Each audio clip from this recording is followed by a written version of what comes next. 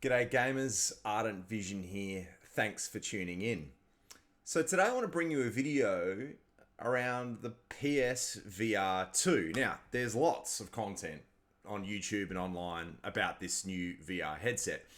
But this video is really going to be aimed at those people who have really little experience with VR, just like myself, and that are either on the fence about picking up the PSVR2 or they're just curious to know like what is the VR experience like in 2023. So to set the scene a little bit about myself and who I am in this world of experiencing VR. So I'm a 42-year-old gamer. I've been gaming for probably about 30 years, but I have very little experience with VR. I really only had a little bit of a play around with the PSVR1 at a friend's place, and also with one of the earlier model Rifts, I believe, like a PC VR gaming setup, also with a friend's place. And look, at the time, we're talking 5+ years ago now, it was sure an interesting experience, but it wasn't really compelling. I kind of couldn't really see any value for it. I saw when PSVR 2 came out, I was 100% not getting this piece of hardware. I was not going to drop the money. I was not interested in getting it. I saw some great reviews. I really, really love Horizon, and I wanted to play Call of the Mountain. And so I took the plunge. So here we are.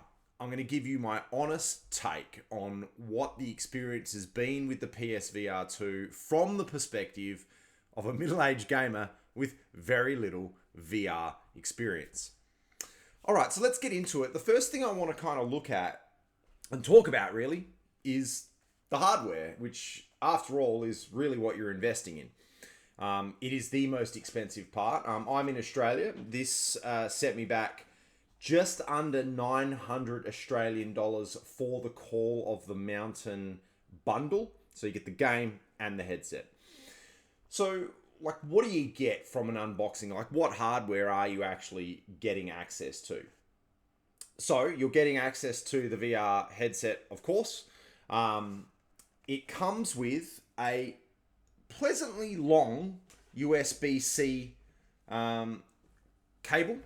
So, about 4.5 meters worth. This will plug into the front of your PS5, which is nice, right on the front. There's a port. You probably wondered what it's for. You can charge, obviously, other devices from it, but yes, that's where it goes. That's the only cable you need, by the way. There's no other cables, so there's just one cable. It's not a wireless device. There is one cable.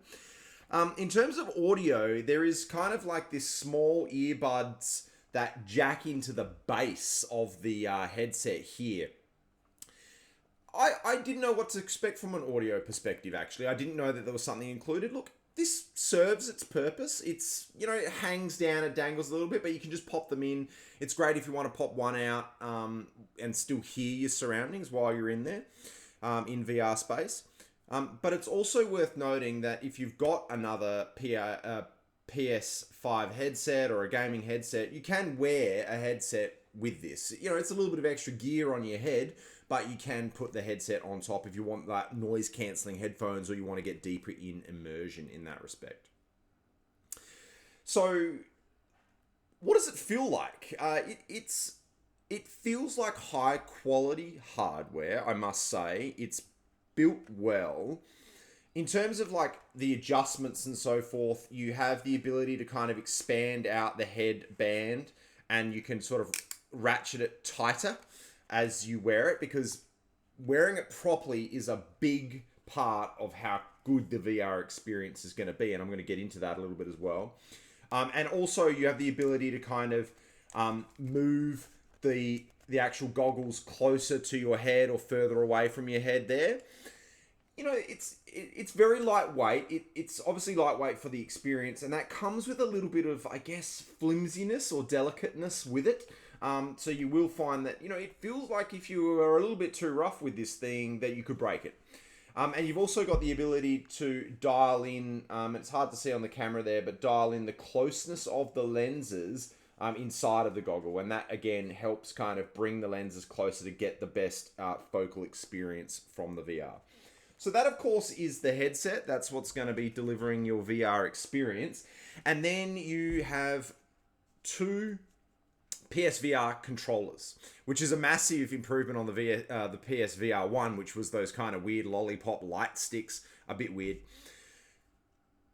Some real positives about this, but also some negatives as well. There's a left and a right one. Obviously, you've got an analog stick on both, which allows you kind of move and control around. Then you've got your standard PS buttons. You got square, triangle, and your X and circle on the right-hand controller. You can access the PS menu. You can access options here on the PSVR controller to do screen sharing, access screenshots, take screenshots, etc. You've got an R1, R2 button and an L1, L2 button, much like your normal DualSense controller. When you're kind of holding it, the R2 is the trigger button at the top here. It's got haptic controls, really nice feel. You use this a lot during VR gaming. And then you've got R1, which is kind of on the side of the grip here. It's definitely needed for when you're kind of holding and playing, and you definitely do use that as well. So no real criticisms there. Two criticisms that I have. One, the strap. And I don't even know if you can take this off. Maybe you can. Do you wear it? Do you wear it? Don't you know? Maybe if you're going to get your kids to play with it and you're worried that they're going to throw it through the wall, then sure, maybe that makes sense. I don't wear it, and if anything, it just kind of feels like it gets in my way more than anything else. Minor gripe. One of the more major gripes I have with these is just generally the size, right? And it probably has a little bit to do with the size of your hand. If you've got a little bit bigger hand, and you're a little bit taller or something like that, it's probably where you're going to feel it. If you've got a smaller hand, your kids, girlfriend, or your female or whatever you might be, just got smaller hands, it's probably not going to be as big an issue. The reason why I say this is when you're playing, because you're holding this in a kind of a pistol grip type format, there are certain button sequences or button movements which just aren't really that natural, and you often find that you've got to adjust your hand in the grip to get to the buttons. That's probably one of my early on gripes. I've only probably played collectively about 15 hours of VR using the PSVR2. So, it's early days, but that is an initial observation with these controllers. So that's the hardware, guys. You got your goggles with the earbuds. You got your two controllers. Generally speaking, pretty quality hardware. And sort of comfortable to wear for the duration of when you're playing it. I really do think ultimately it's pretty good tech for the price. One thing before I move on from the hardware, charging. You will need a USB-C to charge this. The box comes with one extra USB-C cable. You do need to charge them separately, so you'll need two cables if you want to charge them together.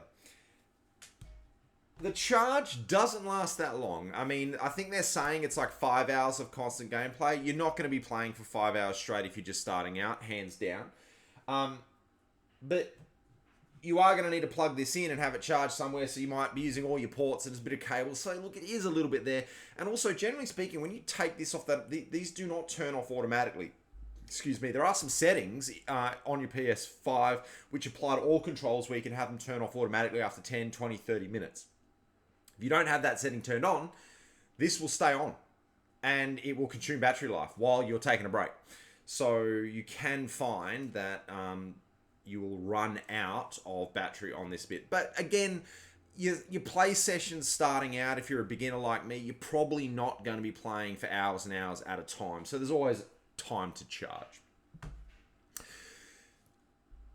I want to then move on to talking about the setup. And look, I am a massive PC gamer as well. I've got a decent high-end PC. Probably would be able to handle some VR. But I've never been compelled to do that. And the reason being is there is something to be said about console gaming where it's just plug and play. You turn it on, you start gaming. And I love that about the PS5. that is why I went with the PSVR2. And I've got to say, they've just nailed it. If you're looking to, the time taken from getting it out of the box to playing VR is like 15 minutes max. It's super easy to put on. The PS5 walks you through all of the steps on screen. There is literally no fiddling around. It will walk you through the steps.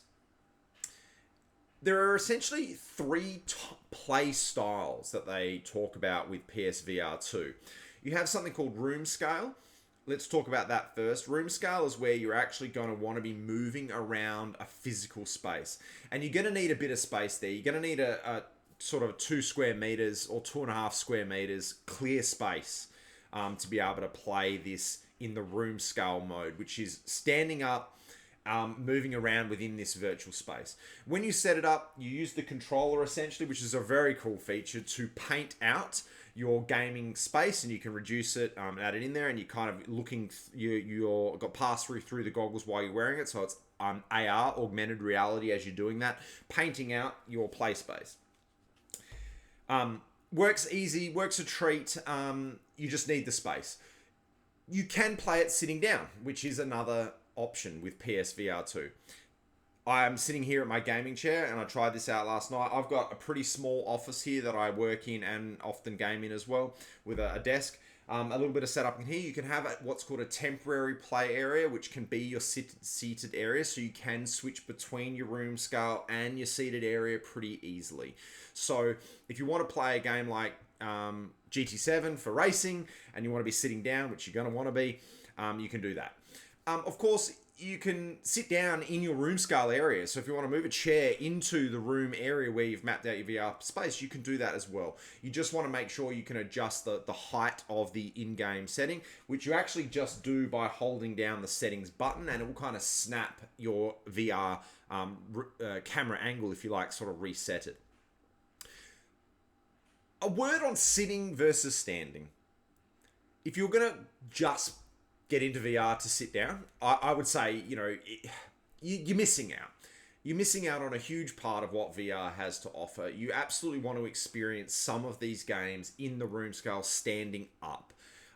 Just the ability to be able to turn around 360 degrees and experience that VR space like that's really kind of giving you that maximum immersion. Having said that, though, sitting down, everyone loves to sit down and game, and you don't want to, if you're gaming for a decent session, you're going to want to sit down as well. So you've got that option. And of course, the other option is standing. There's a standing option, but you're generally going to be standing in the room scale option anyway. So, it's room scale or sitting. These are your options from there. So I can't stress enough, if you're worried about the configuration, or you're worried about, I don't know how to set it up, or, you're not tech, they've done a really great job of making the setup very easy for the PSVR 2. So don't be intimidated by that. The next point that I want to kind of cover is around VR sickness and like comfort settings, and what to expect realistically when you put on these VR goggles. Number one, you are not going to get the same visual fidelity as you are when you're playing on your 4K TV.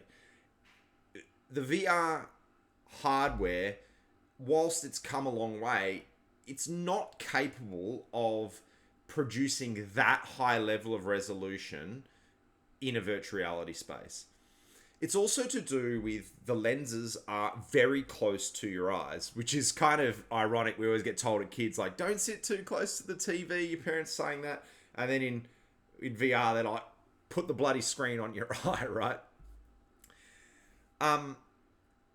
It can mean that when you first put it on, I see some comments around, like, there's a little bit of graininess or there's a little bit of blurriness. And the reality is, yes, there is. You're gonna see, because the lenses are so close to your eyes, you might notice a little bit of kind of pixelation or a little bit of graininess to the vision. And you might also notice this kind of fuzziness or a filter over it. It's because your eyes are trying to constantly adjust their focus to screens which are only centimeters away from your eyes. So it's this constant kind of experience of your eyes trying to refocus, which kind of creates a little bit of blurriness. This is just VR tech. Expect this. Don't go in expecting I'm gonna have, Horizon quality graphics from my 4K TV on my eyeballs. You're just not. It's just not quite there. It's still bloody amazing. When I put them on for the first time and played Call of the Mountain, it's a wow moment. You are absolutely like, holy shit, this looks amazing. The graphics are very impressive for VR. It's dependent on the game as well as the quality. It's about adjusting the headset. You need the lenses to be very close to the center of your focal point in your eye. So that means having the headset sitting down on your forehead correctly. Make sure that it's tight and not moving. Adjust the goggles so that it sits the correct distance from your eyes. You're probably going to adjust it as you're playing. Every few minutes, you might need to just readjust and reposition. If you feel like it's getting a little blurry, then that's what's going to happen. These are the normal things to experience with VR. Okay, so when you feel that, it's not that the tech isn't working or your goggles are faulty. It's just the way that the VR experience is right now. If you're going in with open eyes, literally, you're going to have a great time. VR sickness is a real thing. If you suffer from motion sickness, and even if you don't, which I don't, I've got a pretty strong stomach and I rarely feel any motion sickness. But I gotta say, after kind of playing VR for a little bit, you can feel, especially standing up, moving around, you can feel VR sickness. It's super important that if you feel that while you're playing, that you stop.